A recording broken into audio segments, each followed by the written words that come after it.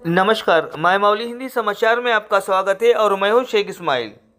आदिलाबाद जिले के नानूर मंडल केंद्र के सरकारी जूनियर कॉलेज के स्टाफ ने गुरुवार को मंडल के सेकुगुड़ा गुंडाला गांव का दौरा किया। इस अवसर पर बालाजी कामले ने विद्यार्थियों के जिम्मेदार लोगों से अपील की कि बच्चों को समय समय पर कॉलेज भेजना और परीक्षा का समय नज़दीक है, अच्छी तरह से पढ़कर अच्छे मार्क हासिल करना होगा।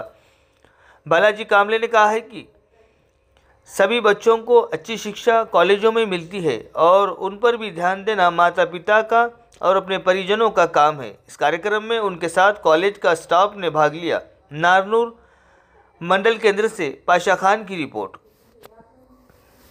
अभी अम्मा से बात किया तो रोज पतंग फुटो साथ आतिल्ला सिरो हम, तो ये इसका समाधान नहीं है। नहीं। हाँ, तो उसको समझाया मैं, पढ़ाई के सिवा कुछ भी नहीं है।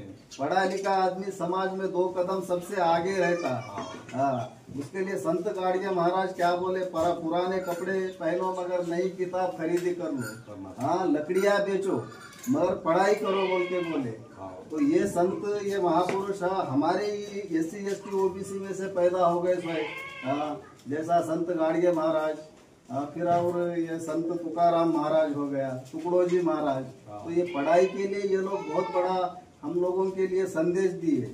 तो आपकी जिम्मेदारी, हम आपको हाथ जोड़ के एक जिम्मेदारी देके जा रहे हैं। आपके ग्राम पंचायत के बच्चे 6 बच्चों में से कम 5 बच्चे तो कल से रेगुलर आना। ये आप जिम्मेदारी लेना हो। हम कैसा आपको हाथ जोड़ रहे हो वैसा आप हाथ जोड़ो, समझाओ। पढ़ाई का बोलते रहता सर, स्कूल में नहीं जा रहे, क्या कर रहे, किधर कर रहे। ये वाघमारी दीपक, हाँ, और अंजलि प्रभु और प्रवीण रविंदर, भावने प्रवीण रविंदर, खातीगुड़ा वो हो गया, सूरज हनुमंतराव, श्रीकांत रामराव, दीपक ले मैं बोल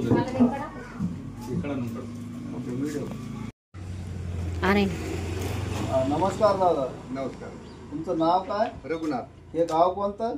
खातीगुडा. खातीगुडा. तर ह्या खातीगुड्यामधून एक बावने सूरज हनुमंतरावचा मुलगा आमच्या कॉलेजला ऍडमिशन घेतला. ह्याच्या अगोदर सुद्धा माझ्या कॉलेजचे लोक आले. हा, तर पाठवते म्हणले, आतापर्यंत मुलगा येत नाही आहे. मग तुम्ही गुड्याचे वडील माणूस, तुम्ही सांगायला पाहिजे ना. मी सांगलो सर, एक बार सांगलो मी त्याला. हा, सांगलो काव नाही जात आहे म्हणून सांगलो मी. हा, तर ऐकणत नाही त्यानं घरी साहेब. आता कलेक्टर साहेब आम्हाला मेमो देतो म्हणत आहे ह्याच्यासाठी.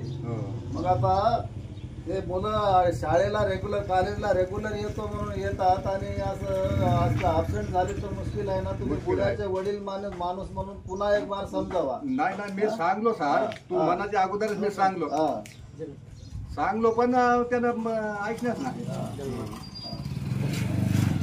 कारण काय म्हणलं तर मोठी मुश्किल झाली. तिकडे कमिशनर साहेबांचे आम्हाला कठीण आदेश आहेत. पुन्हा इथं कलेक्टर साहेब बी आम्हाला मीटिंग मध्ये शिव्या दिले, तुम्ही काही करत नाही आहे तुम्ही लोक, म्हणून हे केलं. तर आता तुम्ही गावचे जबाबदार माणूस म्हणून तुम्ही पाठवायचा प्रयत्न करा. तुमच्या हात नाही मी सांगलो सर, सांगलो ते ऐकत नाही ना. नाही मी एक बार म्हणलो त्याला त्याच्या बापालेच एक लावून समजावा.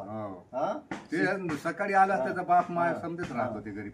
आजकाल शिक्षणाशिवाय काय नाही. बाप मायबाप मजूर तर पोरगा बी मजुरीच करते. आता वाचणं मुश्किल होऊन गेलं. अरे मुश्किल काय आहे, जमीन नाही काय नाही. आता हे 5 एकर जमीन, त्याच्यामध्ये 2-3 पोर आहे. कोण कसं वाचते त्याच्यासाठी थोडं मेहनत कर. तुम्हाला ST रिझर्वेशन आहे ना. ST रिझर्वेशन राहून काय कधी शिकाव ना सर, शिकाव. त्याच्यासाठी रिझर्वेशन राहून काय कधी शिकले तर आहे सर्व. ठीक आहे, तुम्ही दया करून त्याला धाडायचा प्रयत्न करा. सांगा. ठीक आहे, चालतो. तुमचं गाव? गुंडाला. तुझा भाऊ कॉलेजला ऍडमिशन घेतला पुण्या ग्रुप मध्ये. तू पण माझी स्टुडंट आहेस. CEC सेकंड इयर पास झालास. तू रेग्युलर येत होतास. तुझा भाऊ का येत नाही?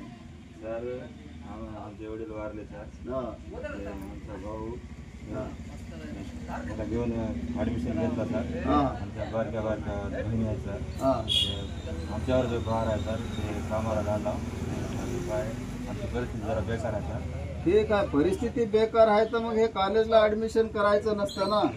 नाही सर एक्झाम तरी द्यावं लागते बिचारी. या एक्झाम तसं नाही, आता पुरा कायदा बदलला, पुरे फोटो अटेंडन्स आले, ऑफिसर आम्हाला शिव्या द्यायलेत, मग पाठवतोस की नाही? पाठवतो सर. कवापासून पाठवतोस? 1-2 दिवसात फोन करून बोलून घेतो सर.